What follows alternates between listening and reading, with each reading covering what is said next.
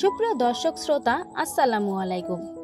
দেশ এবং দেশের বাইরে থেকে যারা আমাদের ভিডিওটি দেখছেন তাদেরকে জানাই আমাদের চ্যানেলের পক্ষ থেকে আন্তরিক শুভেচ্ছা এবং অভিনন্দন।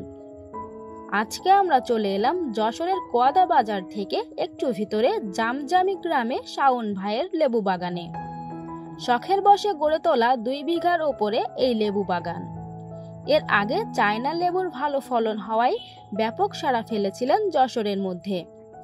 বিভিন্ন টিভি চ্যানেল থেকেও সাক্ষাৎকার নিয়ে গিয়েছিল সে সময়।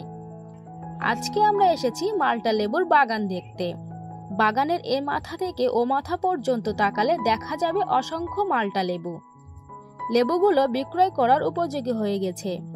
শাওন ভাই আমাদেরকে জানান আর কিছুদিনের মধ্যেই সব লেবু বিক্রি করা হবে। এত সুন্দর লেবু দেখে আমরা লোভ সামলাতে না পেরে 4 কেজি লেবু কিনে নিলাম। এই লেবুগুলো 60 টাকা কেজি দরে বিক্রয় করছেন। তিনি খুচরা ও পাইকারি দুভাবেই বিক্রয় করে থাকেন। লেবু বাগানে এলাম আর লেবু খাবো না তা কি হয়?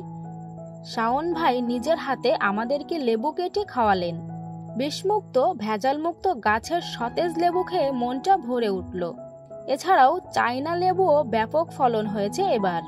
এই লেবুগুলো ডিসেম্বরের দিকে পেকে লাল টুকটুকে হয়ে যাবে, সে সময় বিক্রি করবেন।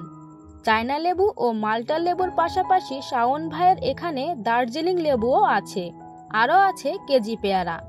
গাছপালায় ঘেরা নির্জন মনোরম পরিবেশে মনে আসবে প্রশান্তি।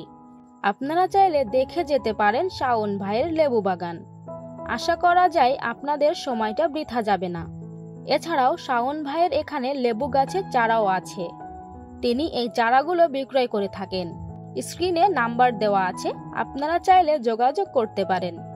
প্রিয় দর্শক শ্রোতা, আজকের ভিডিওটা এই পর্যন্ত। ভিডিওটি আপনাদের কেমন লাগলো অবশ্যই কমেন্ট করে জানাবেন। আজকের মতো বিদায় নিচ্ছি, আবারও দেখা হবে নতুন কোনো ভিডিওতে। সে পর্যন্ত সকলে ভালো থাকবেন। আল্লাহ হাফেজ।